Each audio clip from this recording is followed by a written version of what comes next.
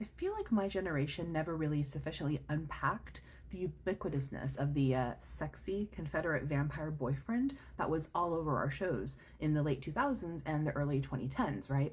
And as a scholar of slavery and memory, I want to talk about that. Right? We had like Bill Compton from True Blood, who was probably the most egregious example of this. Jasper Hale from Twilight, the Salvatore Brothers, Damon and Stefan in the Vampire Diaries, and then also several minor Confederate bit players in the spin-off, the Originals, which gave us our generation's formerly enslaved black vampire, right? Marcel, who is really important and I think deserves a whole separate video. Hopefully someone's already done one.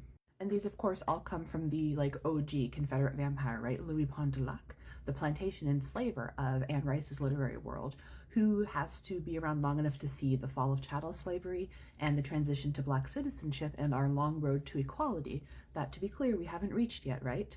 And they changed this history slightly for the new series, making Louis black, and I'm really enjoying that. They unpack a lot of really complex history of race in that show. But back to Confederate Vampire Boyfriends.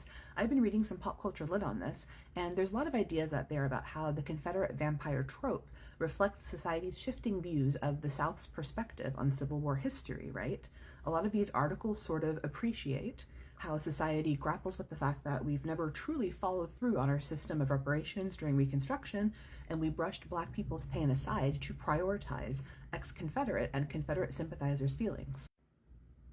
I'm not sure I agree though, right? Because their Confederateness isn't a plot point, it's an identity marker in these shows, right? And if I had fought in the Confederacy and then was forced to exist forever, I'd probably spend it tracking down the descendants of the people I harmed and trying to make it right by offering them support or protection or some of the opportunities that their family missed out on due to Jim Crow laws, right?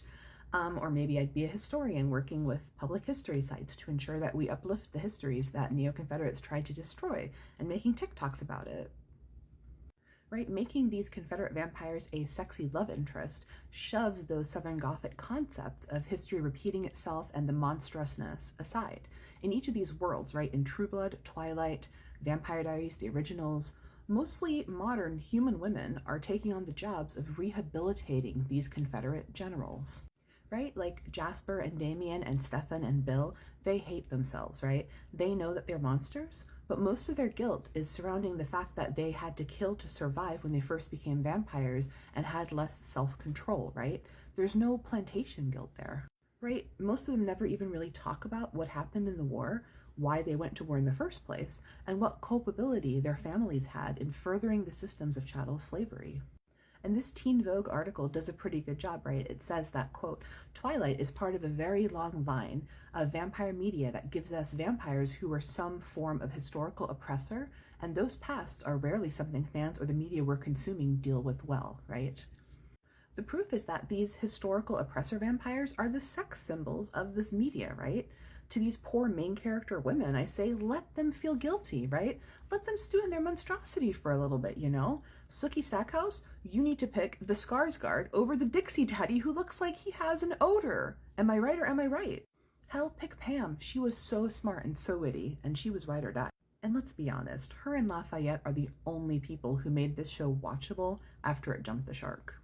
Elena, get away from the Salvatore Brothers, okay? Like, they literally made your life worse in every way rather than accepting your help and getting better. Alice, I know that you're a vampire too, but you seem chill, right? You didn't deserve a guy that loved you one minute and then tried to eat your brother's human girlfriend the next. That feels like cheating in a world where bloodsucking can be both for physical nourishment as well as for sexual gratification, you know? Anyway, I hate this trope and I hope it dies, right? There's nothing desirable about men who SA'd the people they enslaved so that they could sell off their own black children to make profit, okay? There's nothing desirable about working people to death just because legally you can, right? There's nothing honorable about fighting over a war that was all about the right to continue doing these despicable things. Look, you got me, the Italian hand is coming out. And as this Vogue article points out, right, the conflict over killing and eating humans never seems to extend to the ethics of slavery, right? And this products of their time excuse is bullshit because as long as there's been slavery, there have been abolitionists who've been working to defeat it. I'm just saying that before you fall for a guy 160 years older than you who was willing to bayonet people in the face for the right of the rich people of his state to keep enslaving at a bare minimum, right? You should do some research and interrogation to make sure that his political views have changed. You know what I mean? But even then, let's just be real and go for Pam, okay? Eternity is too short. Bye.